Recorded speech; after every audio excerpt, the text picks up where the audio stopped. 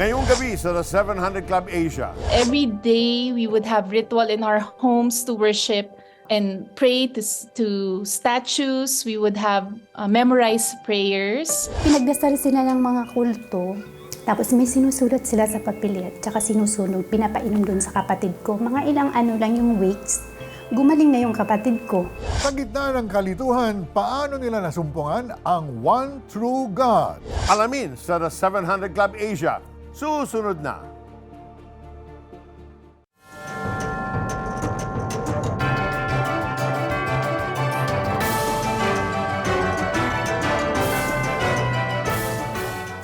So every day, we would have ritual in our homes to worship and pray to statues. We would have memorized prayers, and we would kneel before altars of statues and saints. Ito ang relihiyong kinamulatan ni Catherine na laki sa isang Filipino-Chinese family. Pero sa kabila ng mga nakagawian ng pamilya, mababaw ang naging pagkakakilala ni Catherine sa Panginoon. Wala talaga akong personal relationship kay God nung time na yon. Ano lang talaga, yun yung parang kailangan mong gawin. Nagbago ito nang magsimulang mag-aral ng elementarya si Catherine sa isang Christian school kung saan nakadalo siya sa Bible study. Just by observing yung mga classmates ko na yung parang nakagisnan ko, hindi nila ginagawa. Doon nag-start siguro yung pagplant ng Lord ng seed ng gospel sa heart ko. Pagtungtong ng high school, nagpatuloy si Catherine sa pagdalo sa mga Bible study sa paaralan hanggang sa tuluyan niyang makilala at tanggapin si Jesus sa kanyang buhay. Doon, unti-unting namulat si Catherine sa katotohanang ayon sa Biblia. Kasi syempre naririnig mo sa pag-aaral ng Bible na mali na lumuhod ka sa mga ribulto at magdasal. Kasi ang Diyos ay buhay at hindi siya Diyos-Diyosa na kayang igawa ng ribulto. Ang tunay na Kristiyano, yung talagang may pagbabago sa buhay mo, makikita dapat yun, evident dapat sa life mo na may pagbabago dahil si Kristo na sa buhay mo. Bunga nito, tinalikuran ni Catherine ang dating relihiyon, bagay na hindi naman nagustuhan ng kanyang mga magulang at lola. Yung pag hindi ko pagsali, nag-cause siya ng conflict sa bahay. Sabi ko, hindi na ako sasali sa pagdasal, sa pagluhod. So, ang ginagawa ko noon, naglalak ako sa kwarto. Gayunpaman, hindi natinag si Catherine at sa halip ay masidhing ipinanalangin ang kaligtasan ng kanyang buong pamilya.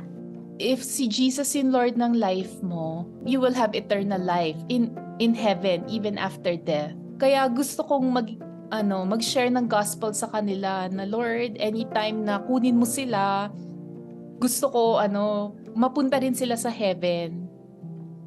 Mas nag-alab pa ang kanyang puso na maglingkod sa Diyos pagtungtong ng kolehiyo. Ibinahagi ni Catherine ang mabuting balita ni Kristo sa kanyang mga kaklase at kaibigan at nagsimulang bumuo ng mga discipleship group sa paaralan. In college, doon din ako nag-start at 16, yung mag-journaling, prayer journal. So, ang daming prayers doon about my blockmates na makilala si God, yung parents ko, that they would come to know Him. Puro yun yung prayers ko. Nang makagraduate, ay itinuloy ni Catherine ang pag-aaral sa isang Bible school. Ito ay kahit pa napigo niyang muli ang kanyang mga magulang.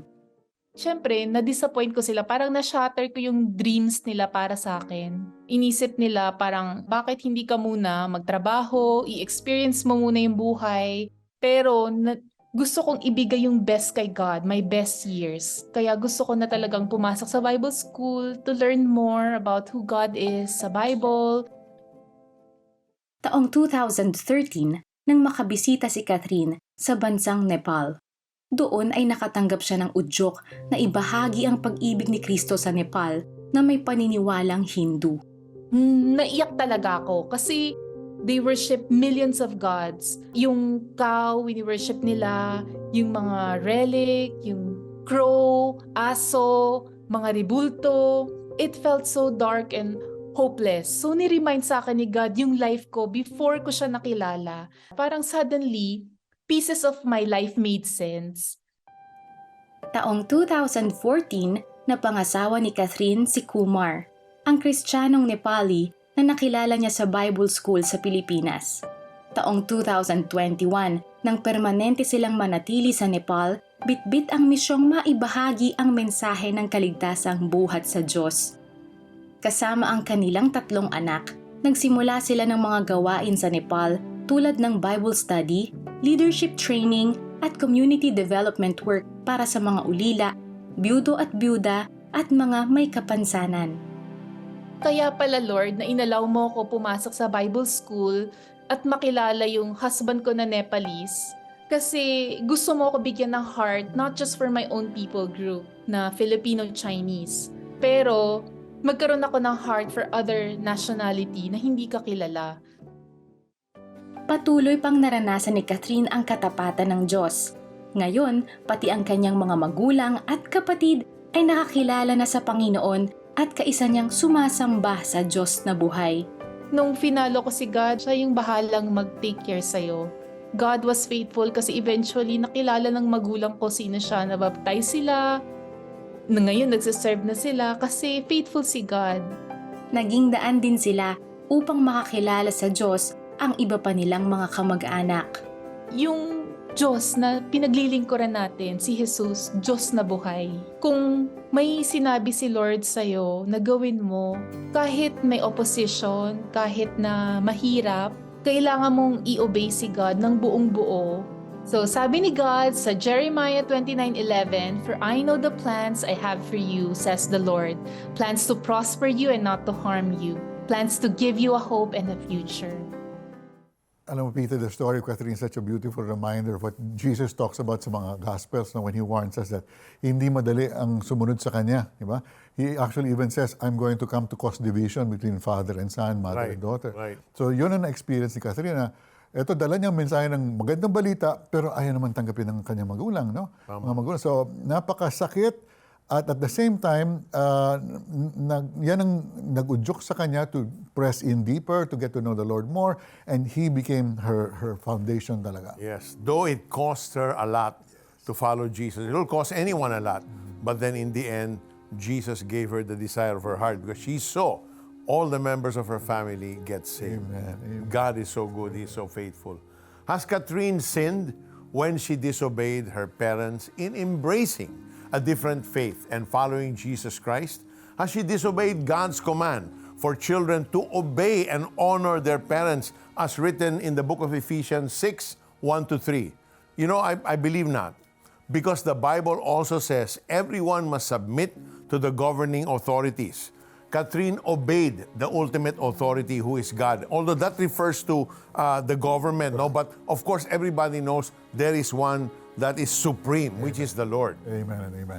As we saw in her story, her obedience to God resulted in the fulfillment of her dream, and that was to bring her entire family to the Lordship of Jesus Christ. Naniniwala din ako, Peter, that obeying what God wants us to do over what our parents want, as hard as that it may be sometimes, no, is honoring them kasi si Lord din ang naglagay sa kanila bilang our authority as our parents. Correct. And, you know, however, we should be cautious when considering what we think God wants us to do, you know, which may lead us to defy our parents. We should learn to discern whether what is being asked of us is against God's will. We will have this gift of discernment if we have a relationship, a close walk with the Lord. So, if you're struggling in this area of obedience, come to Jesus. Accept Him into your life and allow Him to do a work in your heart. Let's pray. Just say, Lord, I surrender my life to you. I yield to you. I declare that I put my will down because in obedience to you. And Lord, I know that your word says to obey my parents, to obey those who are over me. So give me the grace, give me the strength. And I confess to you all my sins. Lord, do a work, a transformative work in my heart this very moment. I give you my heart. Jesus, I invite you now. Be my Lord, be my Savior.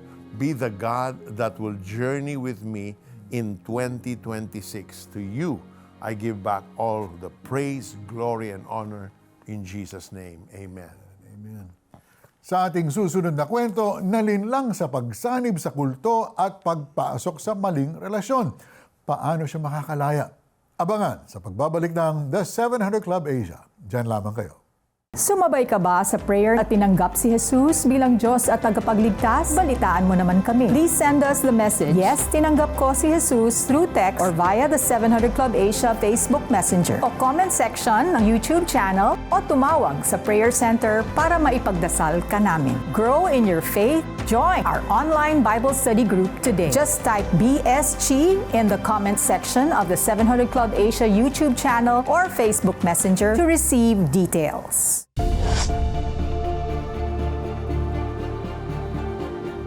Health is wealth. Unlock the secrets to a healthy body, mind, and soul habang tinutulungan din ang mga batang magkaroon ng maayos na kalusugan, edukasyon, at good values. Sa iyong donasyon na 500 pesos o higit pa sa CBN Asia, makakatanggap ka ng exclusive streaming access sa Ageless Living, Secrets to Longevity video series at bonus na digital booklet upang matulungan ka sa iyong wellness journey this year. Your monthly giving brings true wealth for you and the next generation we're helping together. Become a CBN Asia partner today.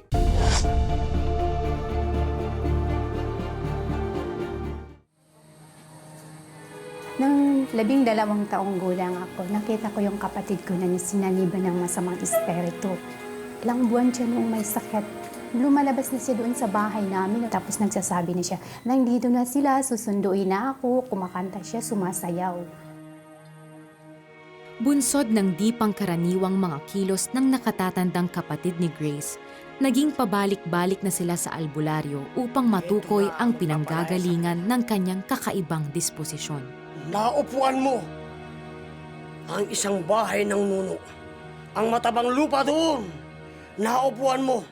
Naging pasanin ni Grace sa loob ng ilang buwan ang kakaibang kondisyon ng kanyang kapatid, kaya isang bagay ang pinangako niya sa sarili. Hindi siya gumaling. Tapos naisip ko sa aking sarili, kung sino man yung makagamot sa kanya, makagaling sa kanya, sasali ako. Hanggang sa isang pagdalaw ang nakatakdang magwakas sa kalbaryong matagal nang tiniis ni Grace para sa kapatid. So nung ipinagdasal sila ng mga kulto, tapos may sinusulat sila sa papel at saka sinusunog, pinapainom dun sa kapatid ko. Mga ilang lang yung weeks, gumaling na yung kapatid ko. Tinupad ni Grace ang kanyang naging panata. Sumanib siya at nanilbihan sa grupong nakapagpagaling sa kanyang kapatid. Ngunit nag-iwan ito ng mabigat na karga sa kanyang buhay. Nakaramdam ako noon ng matinding kalungkutan. At dahil na rin sa kakulangan ng pagmamahal ng aking pamilya, nung bata pa ako, hindi ko talaga naramdaman yung pagmamahal nila eh. Lahat ng trabaho sa akin, yung pinakamabigat na may bantanda naman sana sa akin, 2 lalaki. Ako yung magsisibak ng kahoy, magbabayo ng palay, samantalang mayroon naman kaming kalabaw na dapat naman ipagiling. At saka hindi sila nag-iigib ng tubig, so kailangan ko pang bubuhatin yung malalaking container para mabilis ba yung trabaho ko. Pati pagsasali ng tubig, ang bagal-bagal mo pa, magsasaing ka pa. Pero hindi ko kasi ugali na sumagot eh. Pero nagkikimkim ako dito. Kasi sa isip ko, bakit naman sa akin lahat? Bit-bit ang kanyang mga bagahe sa puso. Nagtangka siyang maglayas mula sa tirahan at bumuo ng sariling pamilya. Subalit naging magulo ang pagsasama nila ng asawa. Iyon ang nagtulak sa kanya na lumisan muli patungong ibang bansa. Namasukan siya sa Singapore bilang isang domestic helper. Ngunit bigo pa ring makahanap ng kapayapaan si Grace. Karamihan sa aking pera, binibigay ko sa aking pamilya, sa aking asawa. Kasi sa mga pangangailangan nila at pagpapatayo raw ng negosyo. Pero sa bandang huli, nalaman ko rin na wala naman palang napupuntahan yung pera ko. Nagastos nila lahat. At dumating na rin ang punto, naghiwalay kami ng asawa ko. Napakahirap pala yung mamuhay na mag-isa at saka isang OFW ka nga. Kailangan mo pang isipin asikasuhin yung anak ko sa Pinas. Hanggang sa isang araw, nakadalo siya sa gawain ng simbahan. Doon siya nagpasya na isuko ang buong buhay sa Panginoon. Nagdasal ako sa Diyos at sinabi ko, Panginoong Hesus, nandito ako. Ibibigay ko sa inyo ang buong buhay ko. Gamitin niyo ako. Nagulat na lamang kami na merong sumisigaw habang kami nagdadasal. At nakita ko na lang na inay si Grace. So nalaman na rin din namin na siya ay sinasaniban ng panahon. Narinig din namin yung mga espiritu na nagsasalita. Ang sinasabi pa nga nun sa amin siya. Matagal na namin siyang kasama. Tapos narinig ko na lang yung boses ng aming pastora. Sabi niya, Grace, tawagin mo ang pangalang Jesus. Grace, tawagin mo ang pangalang Jesus. Kahit sa inyong isipan.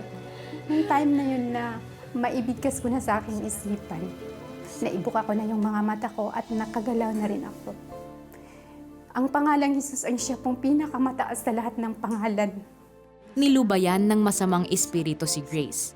Matapos ang ilang deliverance session, hindi na siya muling ginambala ng kaaway at nagbago ang kanyang buhay. So doon ko nalalaman na yung pagsali ko pala ng kulto ay isa pala yung pintuan na makapasok yung masasamang espiritu at saka yung mga sama ng loob na hindi ko pagpapatawad sa mga tao na mayroon akong mga hinanakit sa kanila. Unti-unting nakilala ni Grace ang Panginoong Hesus na siyang nagpalaya sa kanya mula sa mga gapos ng kaaway. Nagagawa na rin ako ng time alone with God. So napakaganda yung yung feeling mo na wala kang iisipin, yung lahat isusurrender mo sa Kanya. Hindi man nagbalik ang relasyon ng mag-asawa, isang malalim na relasyon naman ang natagpuan ni Grace sa Diyos. Isa siya ngayong aktibong manggagawa ng Diyos sa Singapore na patuloy na nagsasabuhay ng mga utos ng Panginoon. Pag nakita mo si Grace, makita mo ang kagaangan ng kanyang kalooban. Makita mo ang faith niya ay napakalakas na ngayon at nakita mong gustong-gusto niyang pagsilbihan ng Panginoon. Sa pangalan ni Jesus ay mayroong kapangyarihan. Kaya pinupuri ko siya at pinapasalamatan dahil siya po yung nagbago ng buhay ko ngayon. Ayun, nagkaroon ng karga si Grace. No? Kasi Mari, when you consult spiritistas, mga albularyos, you open yourself to the spirit realm. And you don't know what spirits you will imbibe when you leave that place. Na hindi mo alam, dala-dala mo na. So, but the mere presence of God in the church caused a stirring, with that spirit that was trying to torment her. And nakita mo naman, upon the request of the command of the pastora, call on the name of Jesus. That's the power of the name of Jesus. We can be in any situation. When He calls His name, He will come and deliver. Yan po yung susi talaga, no? The name of Jesus is the key that opens the doors and closes them to the wrong elements. No? He alone is God, and He alone has the power to heal and restore. That's why when Grace encountered Jesus, everything changed. Friend, the same God who delivered her is the same God who can heal you right now. Nothing is too difficult for Him. Kaya kung ikaw ngayon ay may sakit, may pinagdadaanan o parang imposible na ang sitwasyon mo, lumapit ka sa isang tunay na Diyos. Not to idols, not to rituals, but to Jesus, the name above every name. Bow your heads now and manalangin po tayo. O Diyos Ama, maraming salamat Panginoon na inyong binigay sa Panginoong Hesukristo ang lahat ng autoridad, lahat ng kalakasan, lahat ng kailangan natin upang maligtas. At even, Lord, to deliver us from the attacks of the enemy. Lord, may nanonood sa atin ngayon, hindi na nila kaya ang kanilang dinadala. Father, in Jesus' name, Jesus said, I have come to free you. I have come that you might be set free. Kapatid, right now, be delivered, be set free in the name of Jesus. Let go of all your unforgiveness. Bitiwan po ninyo ang mga resentment ninyo, ang mga hinanakit sa ibang tao. Let all of that go and let Jesus just fill your heart right now. Holy Spirit, would you move mightily in the midst of our brethren, Panginoon? Would you move mightily to deliver right now in the name of Jesus? Spirit of deceit, be gone in Jesus' name. Spirit of gambling, be gone in the name of Jesus. Drug addiction, be gone. Moral perversion, disappear now. Be gone from that life in Jesus' name. Be set free, kapatid, in Jesus' name. As you declared, Mari, the name of Jesus, I see a mountain but beginning to crumble.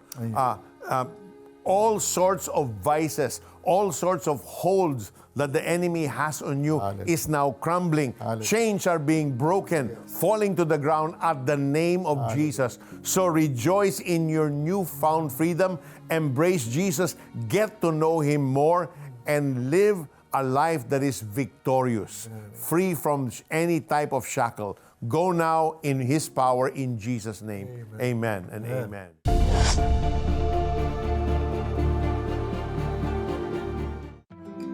Ang salita ng Diyos ay isang tanglaw. Liwanag sa dilim, gabay sa naliligaw. The best kong babasahin at ibabahagi mo araw-araw.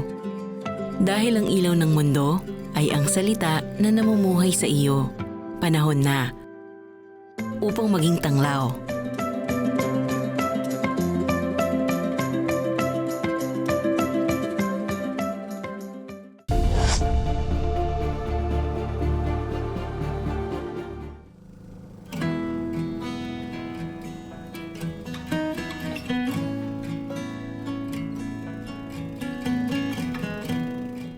High school pa lang po kasi ako,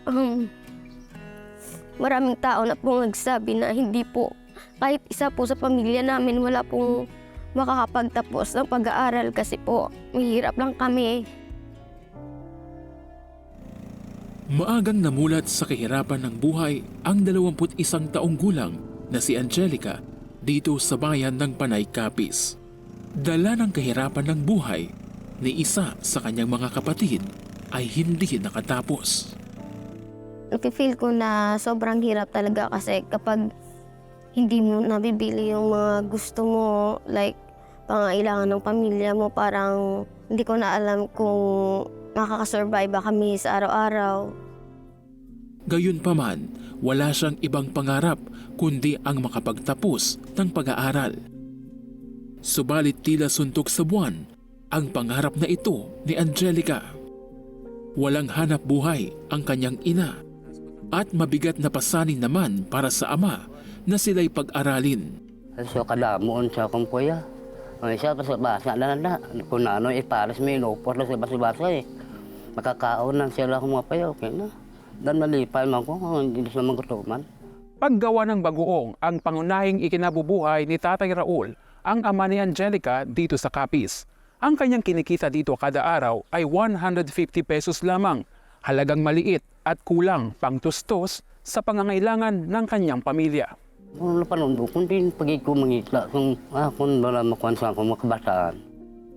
Sa kabila ng lahat ng ito, patuloy si Angelica sa pagkapit sa pangarap. Bit-bit ang dasal bilang sandata sa pagharap sa laban ng buhay. Thankful pa rin po ako kay Lord dahil sa lahat ng pinagdaanan ko, marami po akong natutunan at patuloy na nag-grow yung faith ko po sa Kanya at nagtitiwala po ako sa plano ni Lord. Tapat ang Diyos sa kanyang mga pangako kay Angelica. Nang magtungo ang Operation Blessing sa kanilang lugar, natuklasan nito ang kanyang kalagayan. Siguro yun po yung way ni Lord na na makapag-apply ako ng scholar para po makapagpatuloy sa college. Sa grasya ng Diyos, napabilang si Angelica sa back-to-school program ng Operation Blessing bilang isa sa mga scholar nito. Sinagot ng Operation Blessing ang mga gastusin ni Angelica sa kanyang pag-aaral ng kursong Bachelor of Science in Business Administration sa Capiz State University, Pontevedra Campus. Sobrang saya ko po kasi meron na po akong allowance, meron na po akong pangtustos sa pangailangan ko sa school, pang-pay ng boarding house at sobrang laking tulong po ng Operation Blessing sa pag-aaral ko dahil kung hindi po ako naging scholar ng Operation Blessing, hindi na po ako makapagpatuloy ng college. Bako gani, pagbakas ka mo. Kaya kung may mga anam ka mo, hindi na makuha sa iban. Kaya may anam na ka mo. Sinasabihan ko na siya na maging faithful sa Panginoon para yung makita siya, maging example siya sa mga students na kaya kahit ganito lang yung buhay namin, kaya ko makatapos kasi nandyan yung favor ni Lord. Sa pamamagitan ng inyong suporta sa CBN Asia, Marami pang mga kabataan katulad ni Angelica ang ating matutulungang makapag-aral at makatakas sa kahirapan. Maraming salamat po sa Operation Blessing at sa mga donors. Salamat po sa scholarship na ipinagkaloob nyo. Dahil po doon ay nagkaroon po ako ng pag-asa na magkaroon ng magandang buhay. Yun lang po, salamat. Angelica's story, Mari, is something many young Filipinos can relate to. For a lot of students, finishing school feels almost impossible because of poverty. But Angelica didn't give up.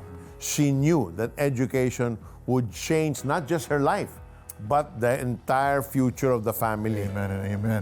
Pwedeng gamitin ni Lord ang edukasyon para iahon ang isang buong pamilya mula sa kahirapan. Kasi kapag may nakapagtapos sa isang pamilya, posible na magkaroon sila ng bagong simula.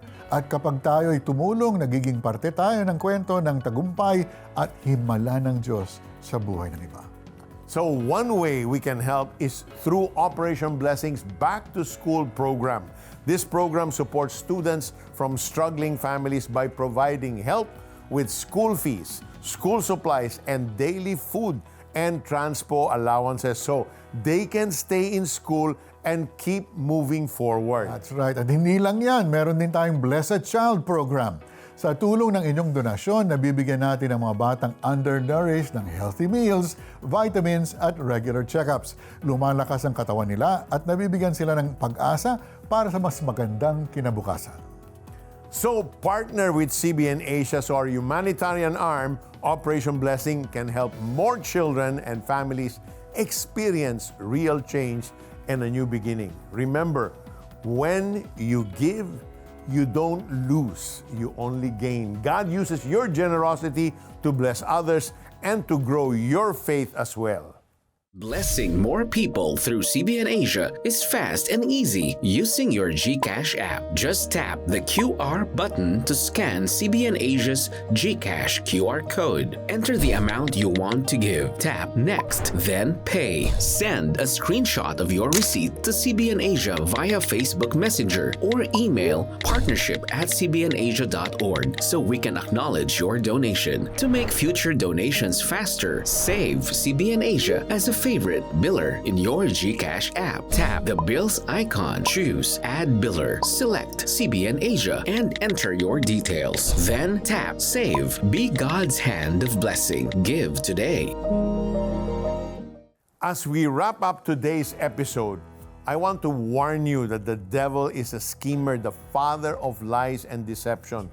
Satan uses people to spread his lies and deceive so many, as in the case of false religions and cults, to pull us away from the truth about the one true God, Jesus Christ. Luke wrote in Acts chapter 13, verses 38 to 39, "Therefore, my friends, I want you to know that through Jesus, the forgiveness of sins is proclaimed to you. Through Him, everyone who believes is set free from every sin, a justification you were not able to obtain under the law of Moses." When we choose to make Jesus the Lord of our lives, we are no longer slaves to sin. Through the Holy Spirit living in us, we're given the strength to live differently. Where we once followed our own desires, we now choose to follow Christ. Thank you all for watching. We hope that you have been inspired and given renewed hope by all the stories we featured on the show. God bless you all. Ngayong Martes, mga miyembro ng gang sa Palawan. Si Jopet, yan ang mga mortal kong kalaban. May pagkakataon na tirahin sila, titirahin ko sila mismo. Saan hahantong ang kanilang alitan? Pag nabawasan ng isa sa amin, mabawasan isa sa kanila, ganti kami. Kapag nakasakit kami o nagkaroon ng trouble, very proud. Matutuntun kaya nila ang landas ng pagbabago? Alamin sa The 700 Club Asia. Martes, alas 12 ng gabi sa GMA.